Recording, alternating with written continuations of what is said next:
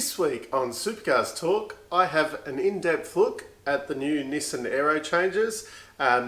We discuss the new sponsorship package down at Walkinshaw Andretti United and part 2 of the big Bathurst preview.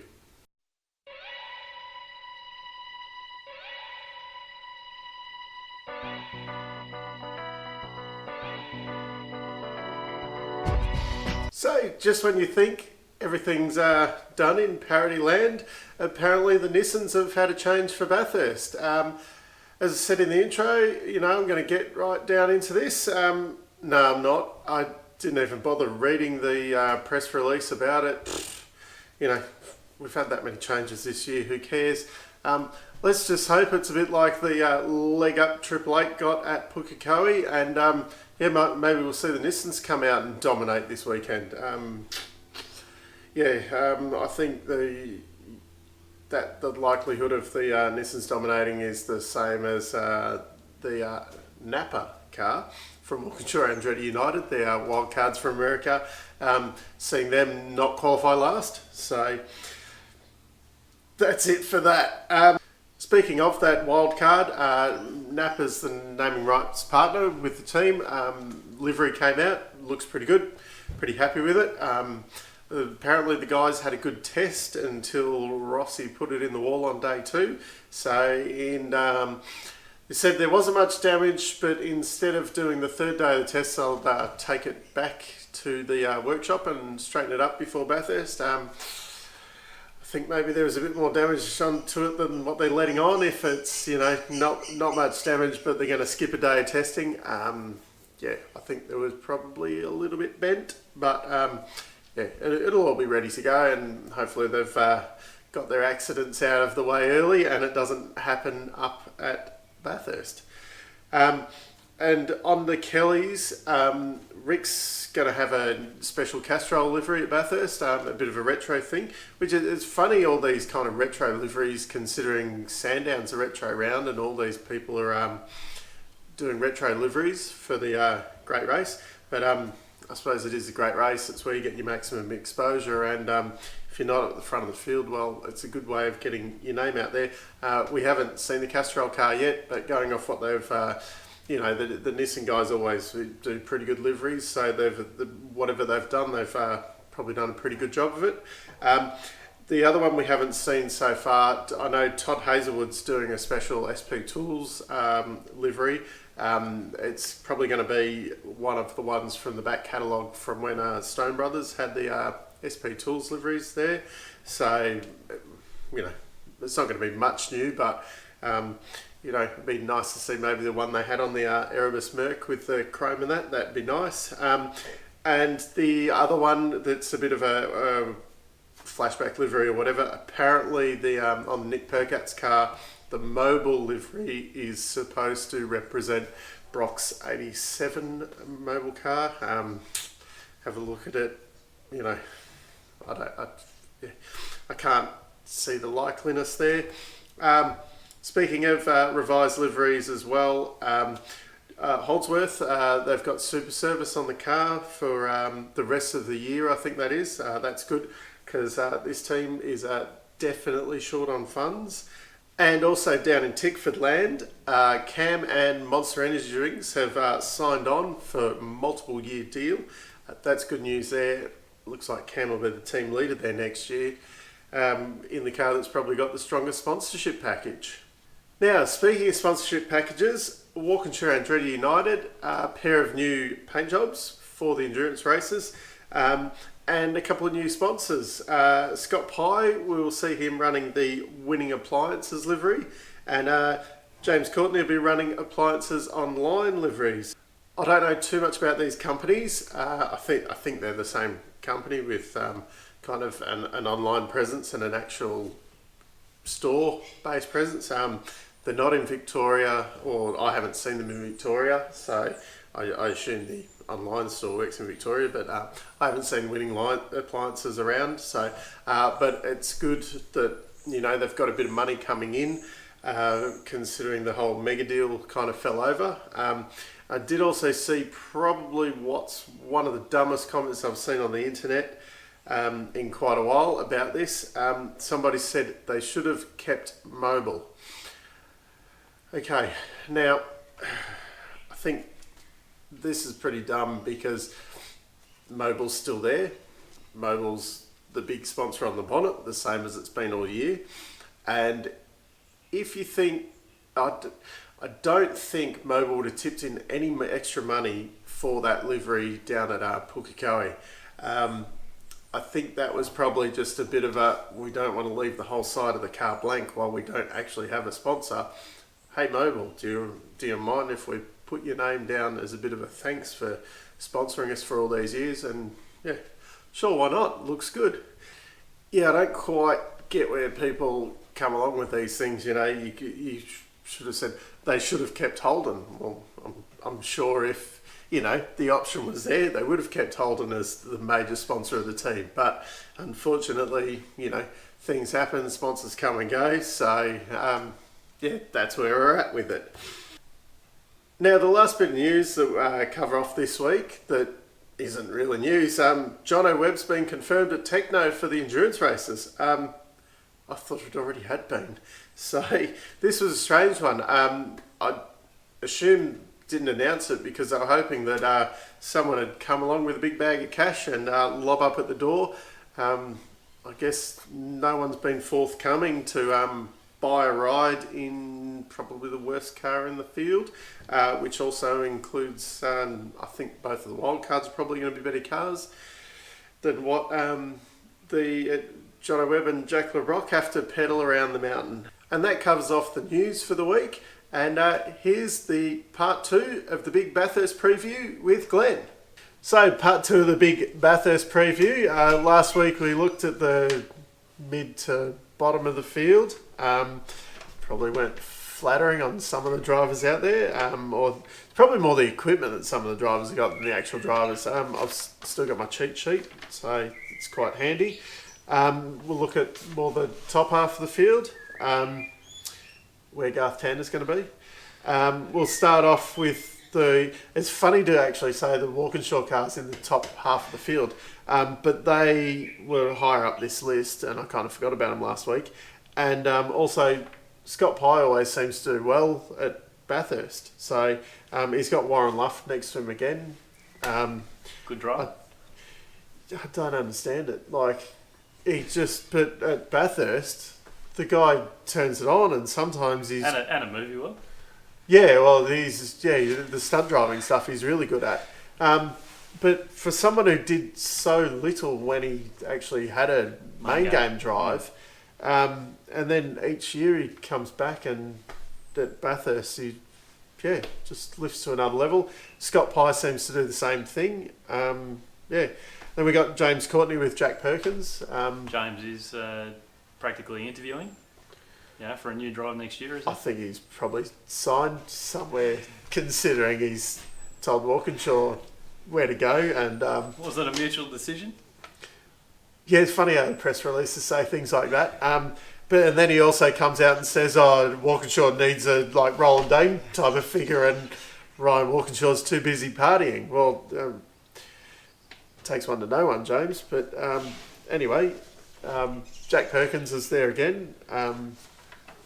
Jack's a solid co-driver. Another one of these guys who he didn't do too much when he was in Super 2 either. He's not really going to hinder the result. Yeah, he's no. He's like a lot of them, like your Dean Cantor, like your Luffy. Yeah, they're going to do a good job. They're not really going to destroy the day. No, they'll do what they're told. Look after the car, keep it straight. Well, except for that time Luffy backed it into the wall. Yeah, that wasn't his fault though. Yeah, they just did pads and he didn't pump them or something. Yeah, he forgot to pump the pads until he got to the top of Mountain Straight and foot went straight to the floor. And talk about Craig. Yeah, the great man. Didn't quite work though, did it? No. He didn't. He only destroyed his own car. Yeah. I think that was the one. Craig jumped out and ran over and helped him get out. Yeah, of the car. no, but I think was that the one that Tander ended up saying was a pile of shit and get rid of it because it was, or is that the one? That might be the one that the wild card for this weekend. Walkinshaws have had some shit cars over the last few years, and they seem to keep wheeling them out each year, and they just go further and further backwards. Enough about that. Who should we look at next? Erebus? Yeah, Erebus, yeah. So, I mean, these guys should have won back-to-back, except Davey forgot that he was supposed to eat or drink or something, and nearly passed out trying to drive the car. He has learned his lesson. Yeah, he reckons he's better prepared again this year. So, though he is on a 10-year deal now, so I guess it's cruise and collect. It's money in the bank. No, I think he's egotistical enough that he still wants to win. And oh, definitely. Yeah. And I mean, yeah, Luke Yilden will definitely want to win again. And great lineup. They've got Anton and Will.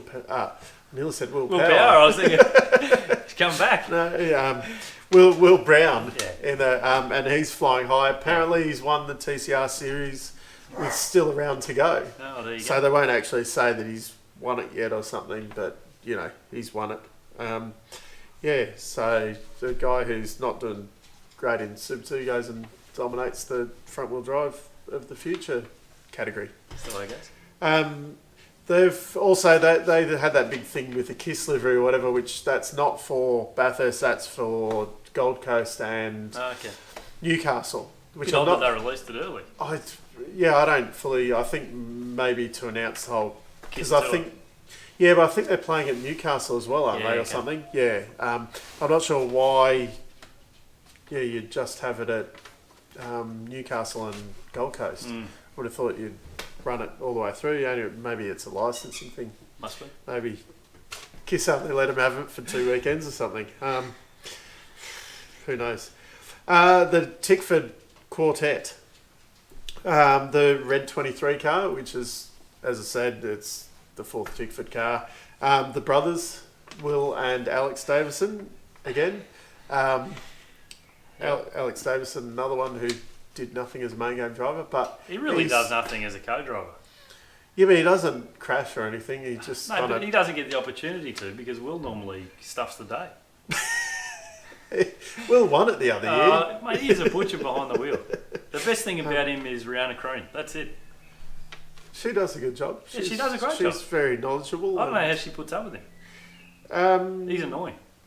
Yeah, and I think she probably earns more money than him these days as well. So it's the gravy train's kind of gone the other way. But she's a very smart lady, actually. I think she's a paramedic. Yes, yeah, it was something like that. Yeah, and she was running a grid girl company. Oh, okay. Yeah, I didn't know that. Every time I see Will Davison, I think, or Alex Davison, sorry, I think Will's just getting his brother a drive. Yeah, that's pretty much it. Yeah, keep it in the family, but your brother's not going to get... Same size, same, it makes it easy. You don't have to swap out seats or anything. And then Dad only has to wear one shirt, unlike the other year where he was stitching them together and swapping them around and all that kind of stuff. Anyway, at the end of the day, they could be looking good. Will's had a couple of good results coming in. Mustang. Triple Eight have had their upgrade now, so the Mustang's not as good as it was, but the Tickford cars were the only ones that kind of matched them in Pukekohe. So, and Will, if the day's right, Will's as fast as anyone. So, then the somewhat useless Tickford car of Lee Holdsworth.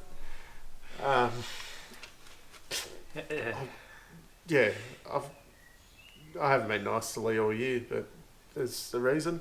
Thomas Randall gets his Bathurst debut. He made a very good wildcard debut down at the Bend. Everyone says just because of the Mustang, but still got to drive it.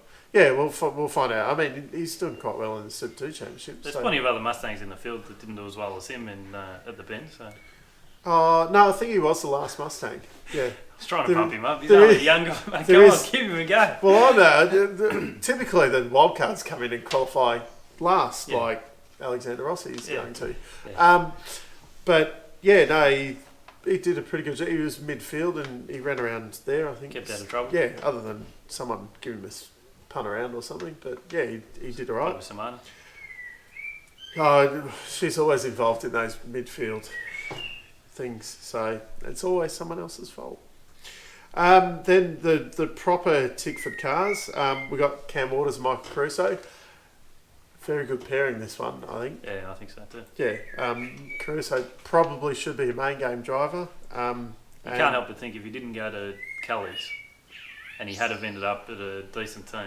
Not that Kelly's aren't a decent team. I like the Kellys, but I think that if he had have ended up in a decent car for that 5 or 6 year period, then he would still be a main game driver now. I think he's better than Holdsworth, I reckon. Yeah, I think so too.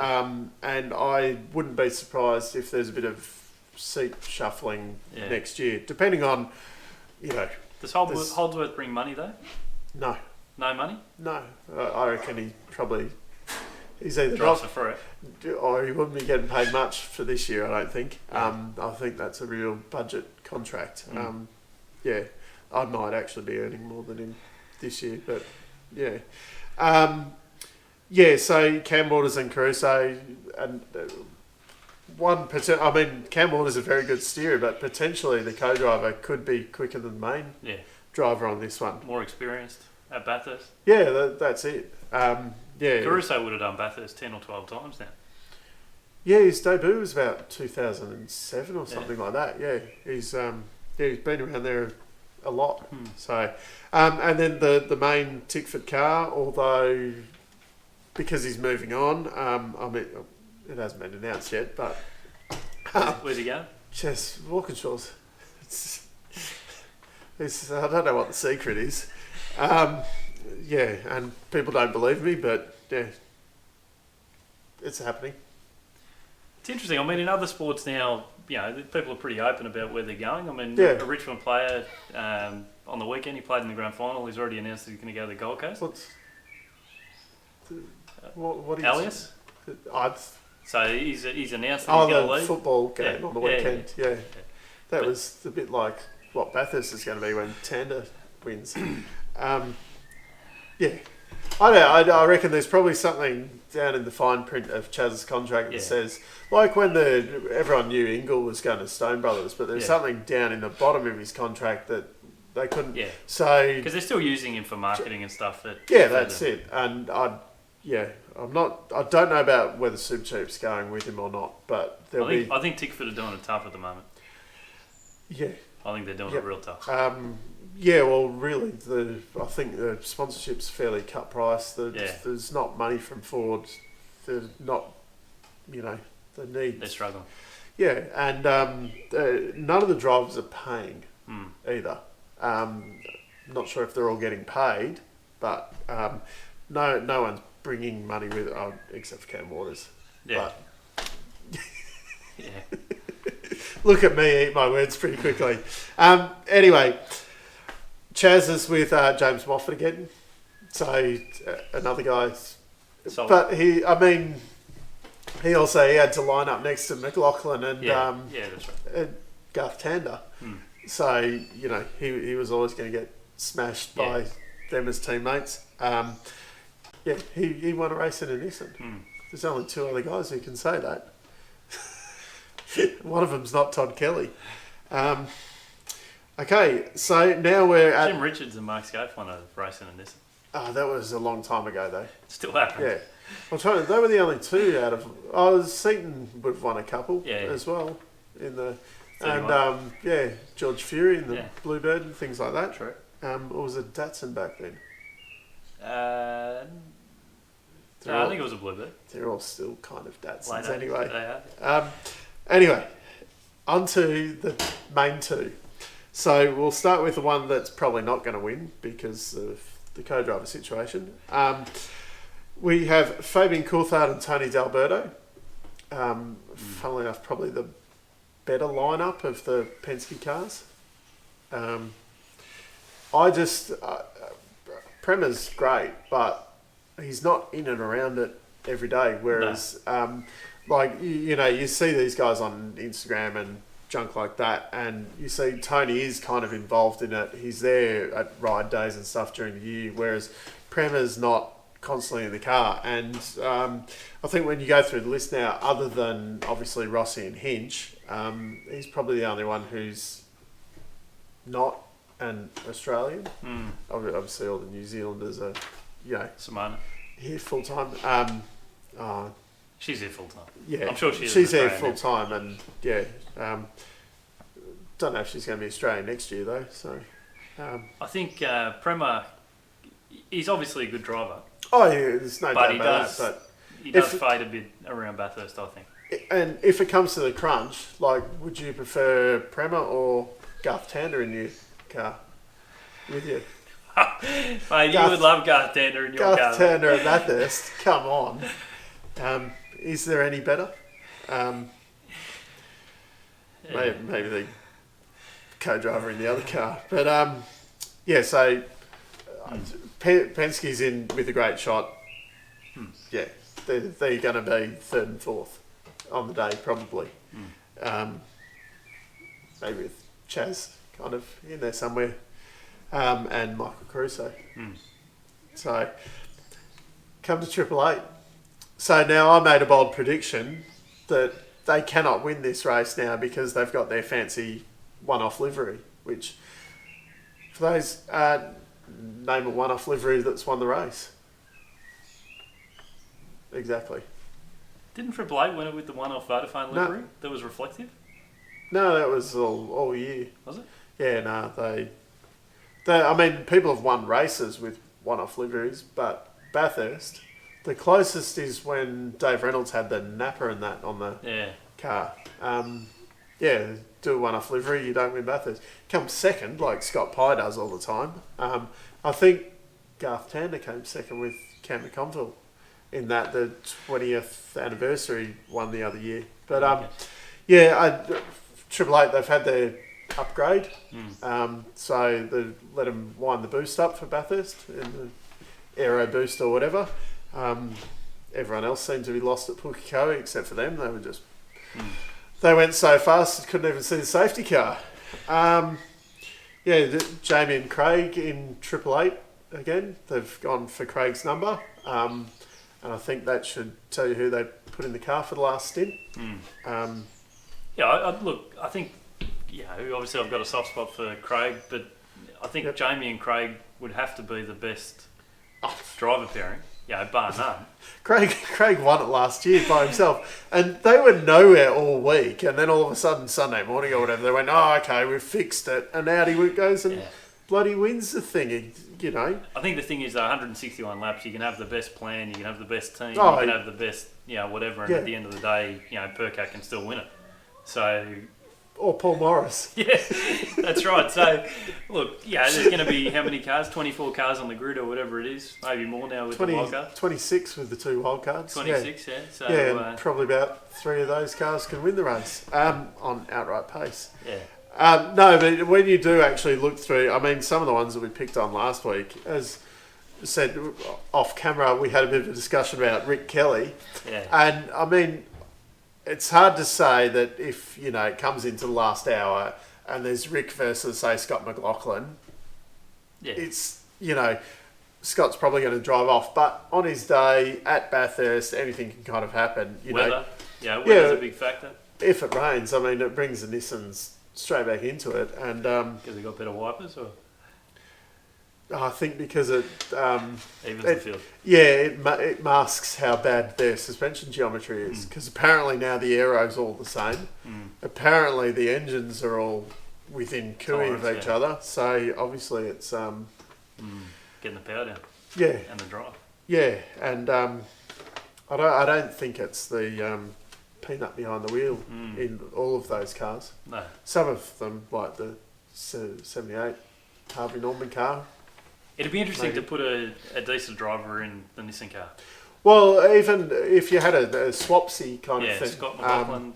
Put Scott McLaughlin and put Rick Kelly in Scott's car and, see where they relatively are. Let them go out and do 20 laps so they can get a bit of an adjustment on a track that's pretty, maybe like the Bend or somewhere like that. Where imagine if Scott brought Ludo along for the ride as well and they put some Penske setups into the car. That's right.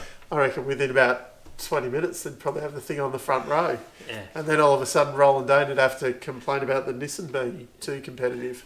So essentially, 97's going to go and win the race, other than the stupid paint job. And do you want to know why they're going to win? Because they got Van Gisbergen and Garth Tander. Probably because they're not going to pass the safety car or run out of fuel or lose a wheel, crash into Scott McLaughlin. What else has he done? Shane and Garth have both done stupid things over the years. Yeah, they don't normally do it at Bathurst, though. No, but they have done stupid things. Yeah. So it'll be interesting to see how those two cars go. Just ask Fabian Coulthard. Yeah, that's right. Yeah, I'm looking forward to Sunday morning actually and watching the replay of him flipping, coming down the back straight. Oh, they'll show that again and again. Before the start. Yeah, that was awesome. And probably show when Shane spun Dave around. Yeah, that's right. At Phillip Island there. Yeah. Yeah, so... all the usuals. Yeah, that's it. But, so in conclusion, most of the field can probably, if they, on the, right day or whatever, they could probably win the bloody thing. But it's probably going to come down to, I reckon, probably those top kind of 4 teams. Obviously, Erebus, Triple Eight, Penske, and Tickford. Yeah. And probably, the 2 cars from Tickford. Yeah. 1 car from Erebus, probably only 1 car from Penske. And Triple Eight. Triple Eight are in the enviable position. You've got 4 drivers. You can put any of them in at any time of the day, and they're going to be the fastest in the field. Or they've got the ability to be the fastest in the field. So I'm going to say 97. Yeah, I think Triple Eight. Yeah. Yeah. Let's see. We'll see how it goes. Fingers crossed it's number 9. But, if I was a betting man, it's hard to look past those Red Bull cars. So that's a big Bathurst preview. We didn't even talk about the race weekend or anything like we normally do. It's most people know how it runs now anyway. Qualifying Friday, top 10 shootout Sunday.